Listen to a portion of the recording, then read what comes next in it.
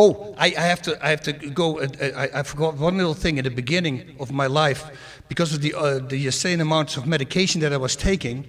It affected my memory really bad. So I don't have a lot of memories from my youth. But there's one memory that sticks out as a sore thumb. It's like the weirdest thing. It was always in my mind. I could smell the room. I could know exactly where I was sitting. I was sitting in the class. I was 10 years old. I was looking outside at a tree. This tree had mesmerized me. And they're trying to get a hold of me, and they're screaming at me. But I'm just locked in. And then finally the teacher screams very loud, "Rutten!" And I go, "What?" I go, "What's going on?" He go, "What are you looking at?" I say, "I'm at that tree." "What about the tree?" I say, "How did it get there?" And he goes, "They planted it there, stupid." And I go, "I understand that. But you know, if you go to the tree before, the tree before, the tree before, all the way back, where do trees come from?"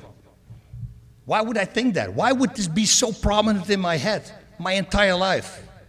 So fast forward in 2014, I'm shooting a movie, and I'm on the movie set, and my friend asks me if I want to sit in on a talk from a guy who comes to talk about how the world came together. If he would have said Jesus, if he would have said God, I would have said, "I'm in my room, I'll see you in an hour, bye." But he didn't say that. How the world came together. And there came Leo Severino, very smart theologian. And the first line he drops is, "The leaf fell from the tree." He says, "That leaf just reached its end destination. Let's go backtrack that leaf." And he goes to the branch, and then he starts to go to the tree before, and the tree before, and the tree before. And I'm sitting there, and I go, I know this story, right? This is so weird. And then I realized, oh, that was God. He planted the seed in me. So when Leo started backtracking that leaf, and those trees eventually getting to a solid proof of the very existence of God, I go, okay. It was a designer, right? Well, a designer is God. So now I was locked in.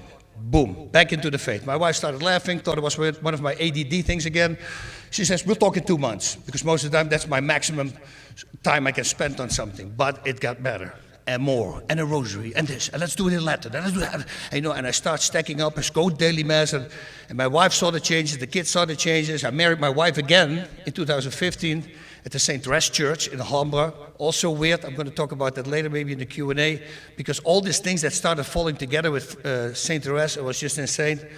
But now I want to go to that once I started really getting into the faith. So once I started getting really into the faith, I realized I had to change.